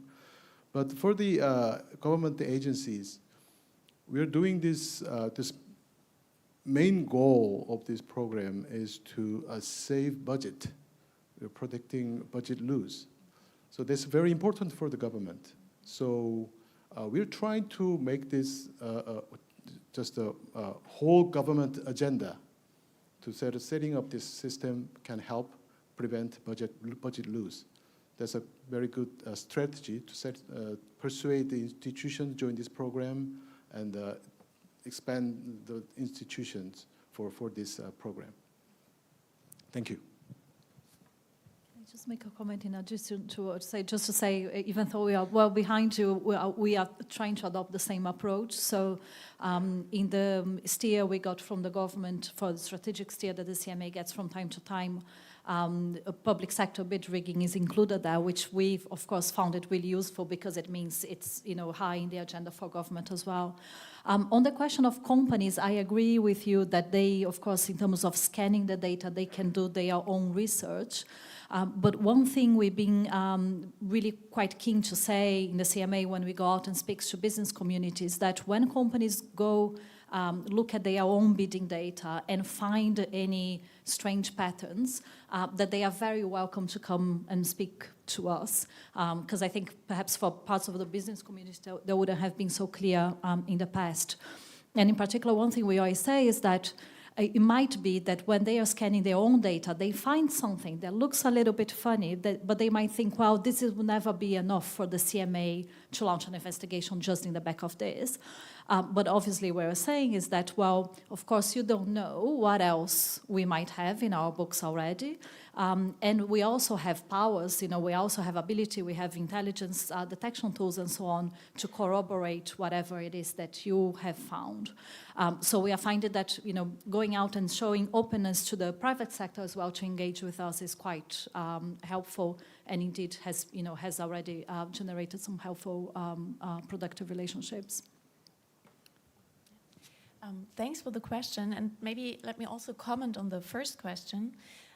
I think to overcome the obstacles, legislative provisions would be desirable, so that competition authorities can gain access to public procurement data.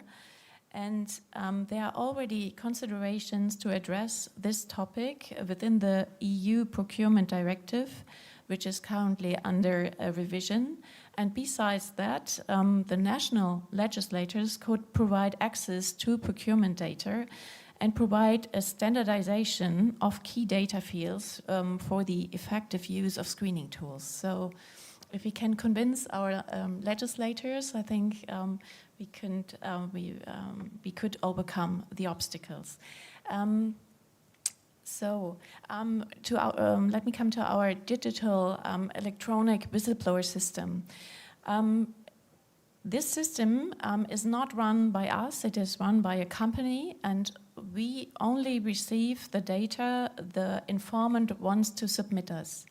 And it is possible, it is like a mailbox we have, so we can communicate with the informant via this platform, and if the informant wishes to stay anonymous, he can stay fully anonymous and can submit only the data which he wants to submit to us. But what is really helpful in this sense, in our view, is the communication possibility and the mailbox which is installed, because very often the whistleblower is so brave and gives a tip-off, but then there stay questions, and in order to go on with a possible case, it's really helpful to have this discussion.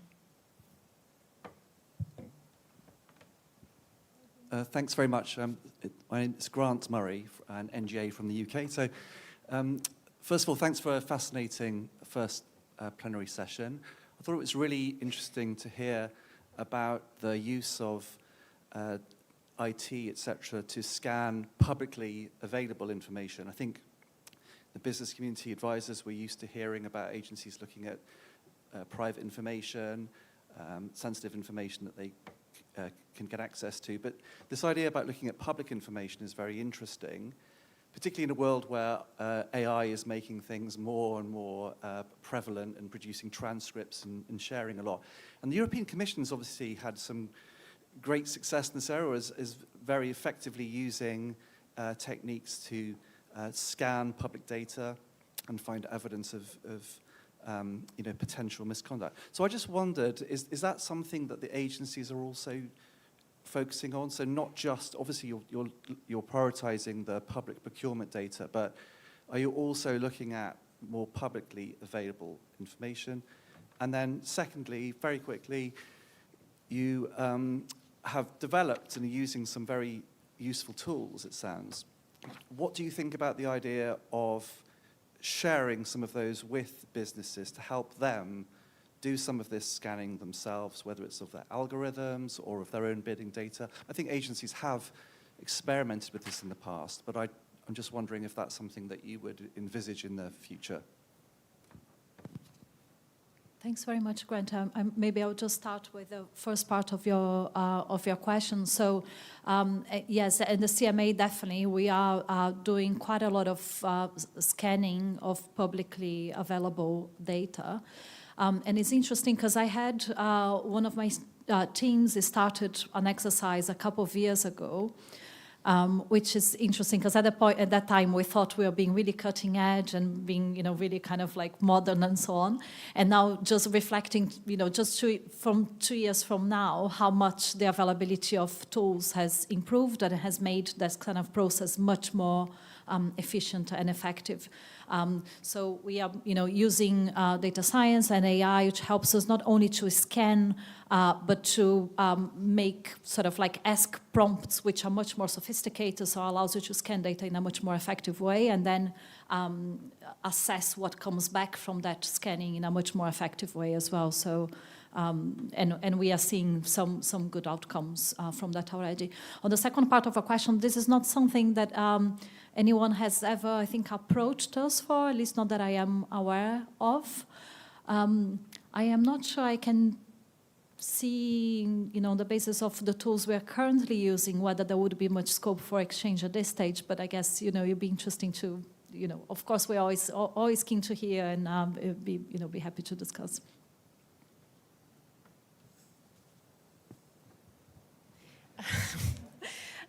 Thank you. So concerning scanning of publicly available data, I think that's one of the key sources which we apply in every case. Even if you have a hint from a whistleblower, you would scan afterwards public available information. And I think what is helpful here, a combination of human resources, so investigators, and also the knowledge of maybe other divisions within your authority. For example, something in a merger case or an antitrust case, if you have slight hints, and then combine it with the scanning of publicly available information can be extremely helpful.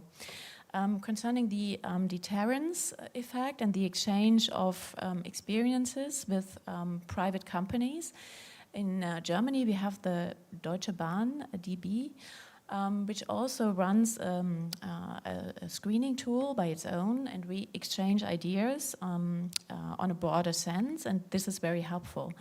However, I think for competition authorities, you would probably not make publicly available all of your pattern detection instruments and your progress there, because you want to stay deterrent. So if you are completely transparent what your methods are, it might be bad for deterrence. But an exchange on a broader level, I think, would be really helpful, and to invite also companies to look if there are indications and then come to the authorities, as Lucilia said. Yeah, for your second question, I would like to introduce our system of reporter reward system in KFTC. Lucilia mentioned that the private company providing bidding can find, in case they find something strange, they can report to the competition authority, and also the whistleblower report. So in all, competition authorities might think it's very important to have more report about the bid rigging or cartel to detect cartel. So in order to invite more report from private party, we have a reporter reward system, which if anyone come forward to the KFTC with the evidence of cartel, and also at the end the report can be developed to an actual case. The person who reported about the case at first can be rewarded. It's quite a considerable amount. So it's very helpful for the people to get to know about the report of the cartel and the harm of the cartel. So we think it's very kind of effective tools to invite more report about the cartel.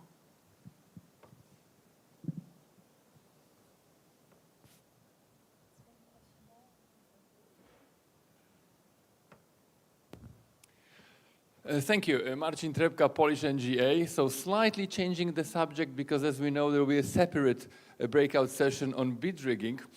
I have a question to Katrin. You mentioned that you conducted at least 8 dawn raids at private premises, at private homes. So my question, because we had this very good breakout session at the ICN annual meeting regarding the updated chapter on dawn raids, and then we discussed the risks that are involved in private premises dawn raids.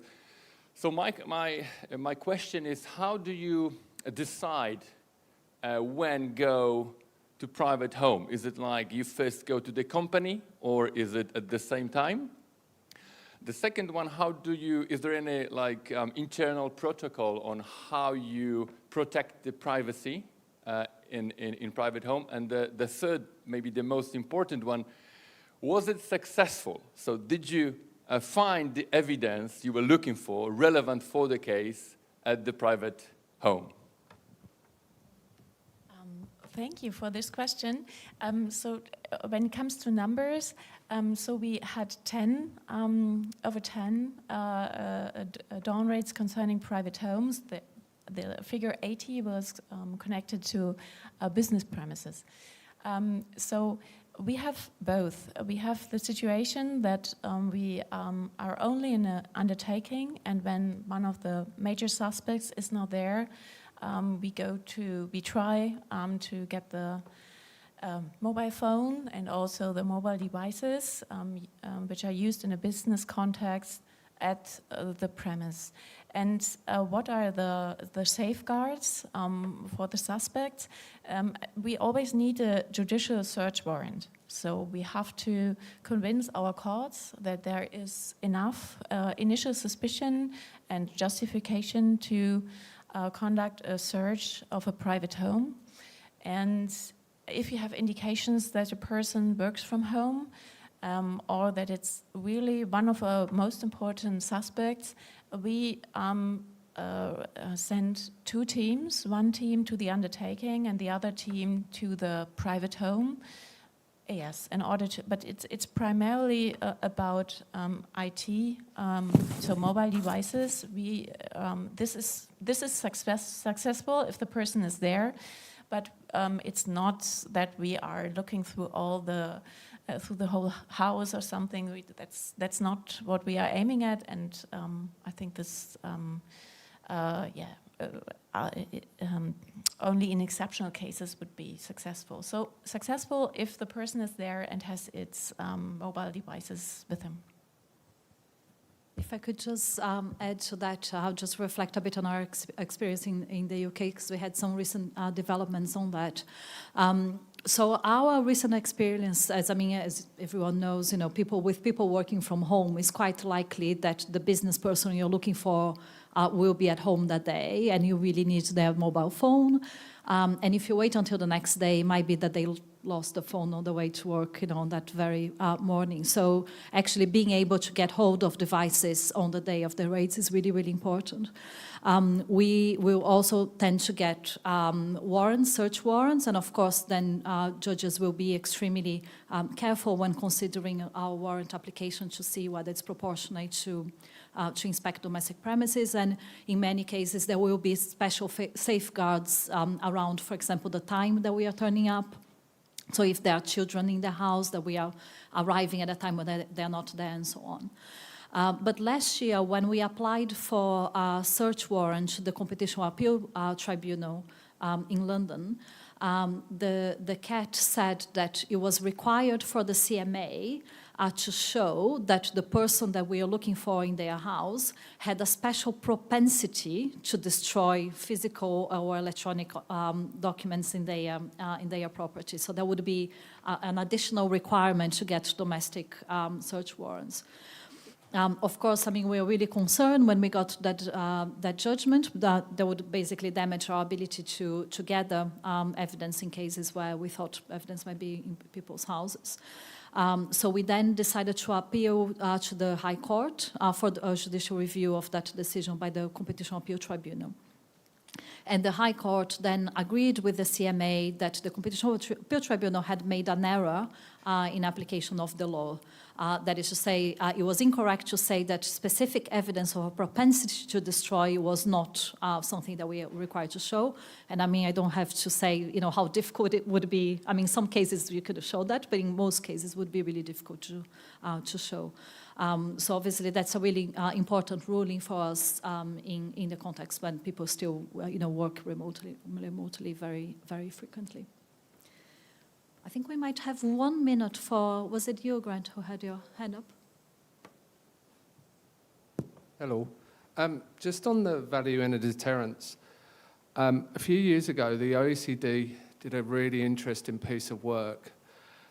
About 20 years ago, there was a big analysis of DG Comp cases, and they said about the 10 to 20% overcharge that comes from cartel conduct, including bid rigging. But OECD did an assessment, and it worked out that across the globe, when you averaged it out, there was about 10% of public money is lost through fraud. Bid rigging is analogous to fraud.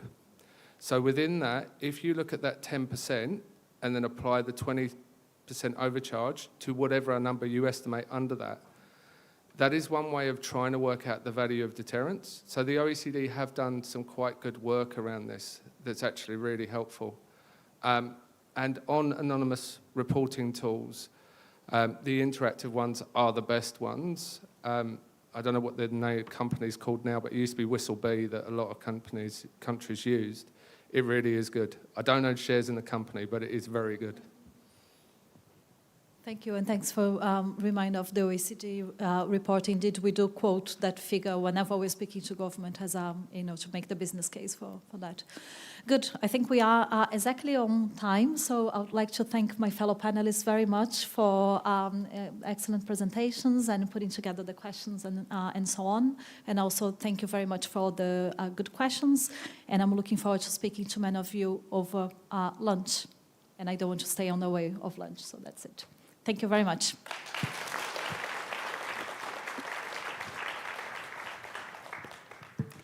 Thank you very much for insightful discussions. Let's give another big round of applause to our panelists and moderator.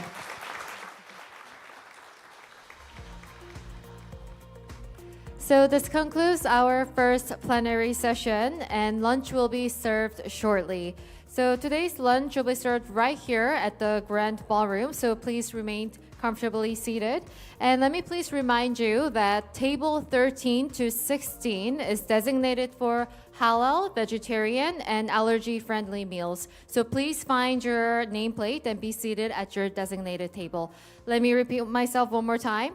Table 13 to 16 is designated for halal, vegetarian, and allergy-friendly meals. So please find your nameplates and be seated at your seat.